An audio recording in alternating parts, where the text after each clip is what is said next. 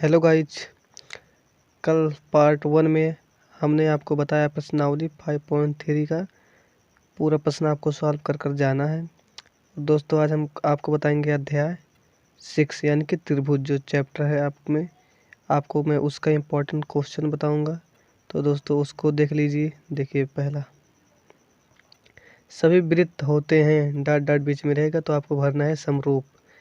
फिर दोस्तों दूसरा है सभी वर्ग होते हैं डॉट डॉट, तो भी उसमें भी रहेगा समरूप।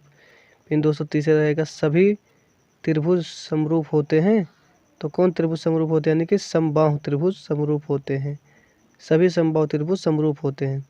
चौथा देख लेते हैं दोस्तों, भुजाओं की समान संख्या वाली बहुभुज समरूप होते हैं। भुजाओं की समान संख्या वाली दो बहुभुज समरूप होते हैं। फिर पहला देख तो इसमें से पहला देखिए, उनके संगत कोण होते हो तथा उनकी संगत भुजाएं हों। डॉट डॉट है उसमें आपको आंसर भरना है। तो दोस्तों प्रश्न नंबर दूसरे पे चलिए। देखिए प्रश्न नंबर दूसरा, त्रिभुज ओडीसी समरूप त्रिभुज OBA। फिर लिख दिया है angle BOC is equal to 125 degree और एंगल CDO बराबर 70 डिग्री है। तो angle DOC comma angle DCO और कामा एंगल OAB ज्ञात कीजिए। तो दोस्तों ये प्रश्न बहुत ज़्यादा इम्पोर्टेंट है दोस्तों। इस प्रश्न को आपको जरूर करके जाना है। तो दोस्तों आपको प्रश्न नंबर तीसरा में ले चलता हूँ। देखिए समलंब ABCD जिसमें AB पैरेलल DC है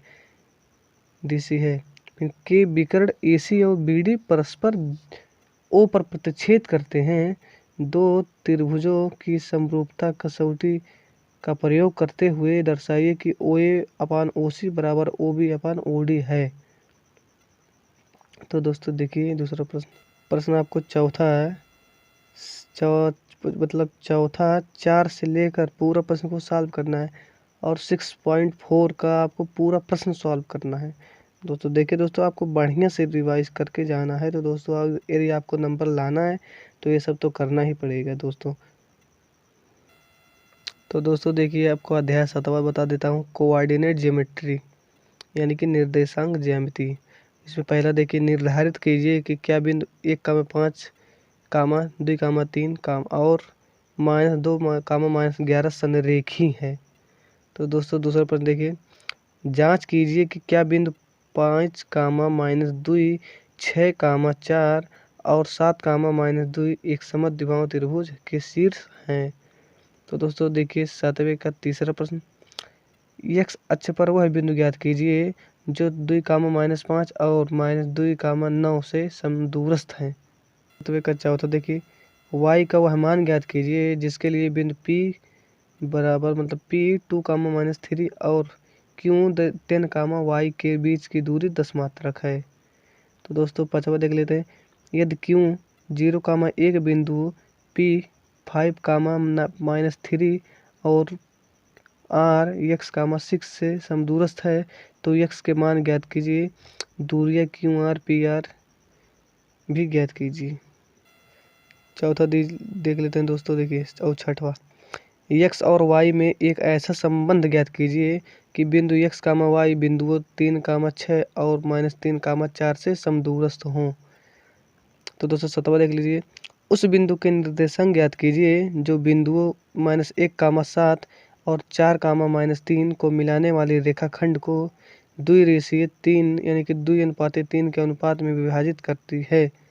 तो दोस्तों 8वां प्रश्न की तरफ चलते हैं, बिंदुओं 4, -1 और -2, -3 को जोड़ने वाले रेखाखंड को त्रिभाजित करने वाले बिंदुओं के निर्देशांक ज्ञात करना है। दोस्तों इसमें 9वां प्रश्न देखिए, बिंदुओं -3, 10 और 6, -8 को जोड़ने वाले रेखाखंड को बिंदु -1, 6 किस अनुपात में विभाजित करते हैं। तो दोस्तों अब 10वां प्रश्न देखिए, बिंदु A के निर्देशांक ज्ञात कीजिए जहां AB एक वृत्त का व्यास है जिसका 2, 3 है यानी कि जिसका केंद्र 2 कामा -3 है तथा बी के निर्देशांक 1 कामा 4 हैं। दोस्तों 11वां प्रश्न देखते हैं। वह अनुपात ज्ञात कीजिए जिसमें बिंदुओं ए 1 कामा -5 और बी -4 कामा 5 को मिलाने वाले रेखाखंड x अक्ष से विभाजित होता है। इस विभाजन बिंदु के निर्देशांक इसे विभाजन बिंदु के निर्देशांक भी ज्ञात कीजिए। तो दोस्तों चलिए अगले प्रश्न की ओर।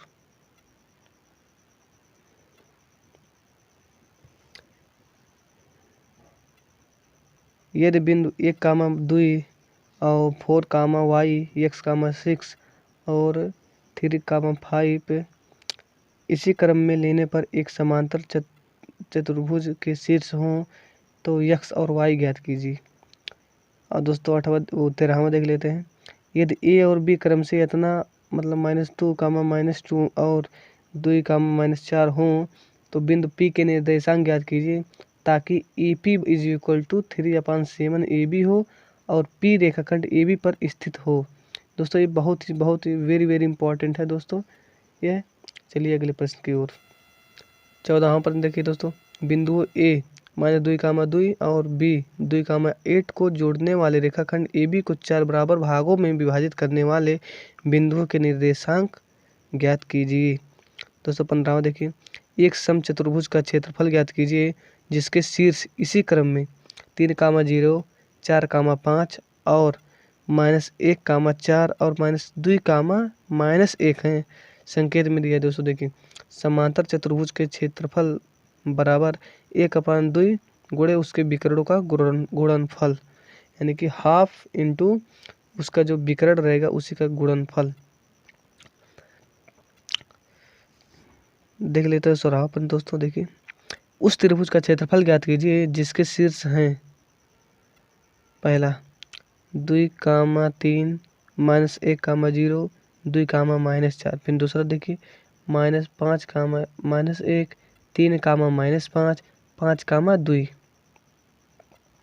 दोस्तों 17वां प्रश्न देखते हैं। निम्नलिखित में से प्रत्येक के का मान ज्ञात कीजिए ताकि तीनों बिंदु संरेखी हों, यानी कि के का मान ज्ञात करना है जिससे कि जो तीनों बिंदु हैं वो संरेखी हैं। पहला देखिए दोस्तों 7 कामा -2 5 कामा -1 और 5 कामा 1 3 कामा के 8 कामा 1 के कामा -4 2 कामा -5। तो दोस्तों देख लेते हैं 18वां प्रश्न। उस चतुर्भुज का क्षेत्रफल ज्ञात कीजिए जिसके शीर्ष इसी क्रम में -4 कामा -2 -3 कामा -5 3 कामा -2 2 कामा 3 है। देख लेते हैं दोस्तों अगला प्रश्न। कक्षा 11 में आपने पढ़ा है कक्षा 9 में आपने पढ़ा है अध्याय 9 उदाहरण कि किसी त्रिभुज की एक माध्यिका उसे बराबर क्षेत्र वाले 2 त्रिभुजों में विभाजित करती है। उस त्रिभुज ABC के लिए इस परिणाम का सत्यापन कीजिए जिसके शीर्ष ABC है और A बराबर 4 कामा -6 B बराबर 3 कामा -2 C बराबर 5 कामा 2 है। दोस्तों अध्याय 8 देख लीजिए ट्रिग्नोमेट्री यानी कि त्रिकोणमिति। यहाँ से अच्छे प्रश्न उठते हैं दोस्तों, खासकर 8.4 के। पहले देखिए यदि एंगल A और एंगल B न्यून कोण हो जहाँ cos A = cos B तो दिखाइए कि एंगल A = एंगल B। तो दोस्तों आपको दूसरा देखना है यदि cot थीटा बराबर 7.8 तो 1 + sin थीटा अपन 1 + cos थीटा ब्रैकेट में 1 - sin थीटा अपन 1 - cos थीटा। फिर दूसरा देखते हैं दोस्तों cot स्क्वायर थीटा का मान निकालिए।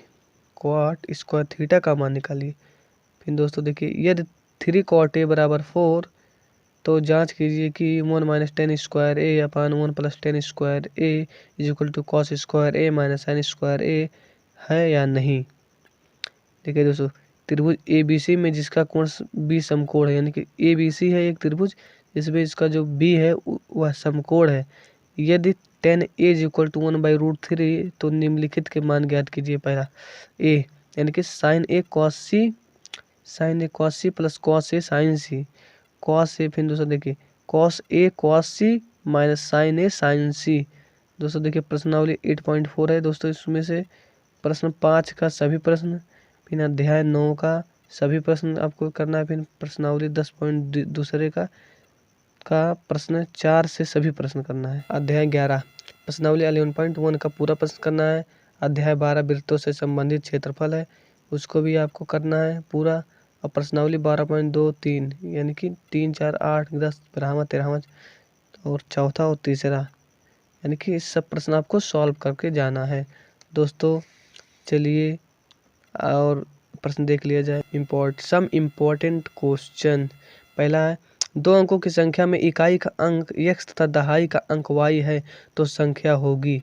उत्तर देखिए संख्या यानी कि 2 अंकों की संख्या यानी कि 10 इंटू दहाई का अंक गुणे इकाई का अंक बराबर 10y प्लस x, आपको ऐसे लगाना है। तो दोस्तों दूसरा प्रश्न देखिए, एक लड़के की वर्तमान आयु x-7 वर्ष है तो 10 वर्ष बाद उसकी आयु होगी, आपको इसको सॉल्व करना है। तो दोस्तों देखिए तीसरा प्रश्न, यदि समीकरण निकाय यदि सभी निकाय ax प्लस वाई बराबर 5 तथा 3x plus y is equal to 1 का कोई हल ना हो तो a का मान होगा। तो चौथा प्रश्न देखिए दोस्तों, x is equal to 7y में x के मान ज्ञात कीजिए यदि y के मान 0 और 1 हैं तो। दोस्तों पांचवा देख लेते हैं, समीकरण x plus 2y is equal to 5 में यदि x बराबर 1 हो तो y का मान ज्ञात कीजिए। ये भी बहुत सस्ता दोस्तों है। देखिए छठवा, के किस मान के लिए समीकरण के x plus 2y is equal to 5 और 3x plus y is equal to 1 का एक अद्वितीय हल होगा। के इज नॉट इक्वल टू, यानी कि के का मान 6 नहीं होना चाहिए।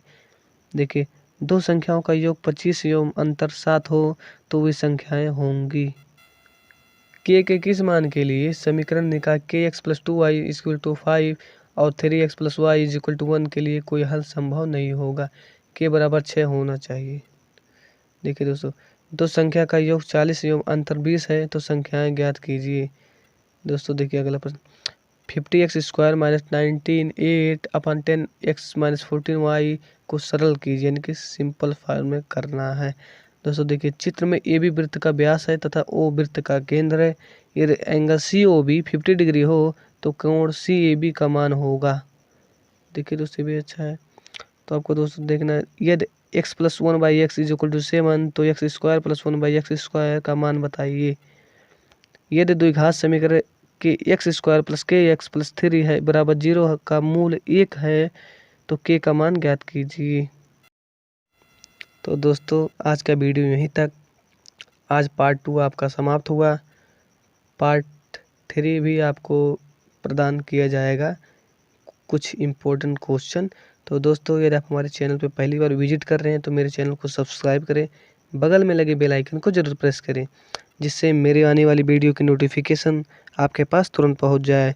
और दोस्तों यदि आप क्लास 10th में पढ़ते हैं तो इस चैनल को सब्सक्राइब करके ज़रूर रखें, क्योंकि आपको कक्षा 10वीं के हर एक प्रॉब्लम का हल इस चैनल पे मिलेगा। धन्यवाद।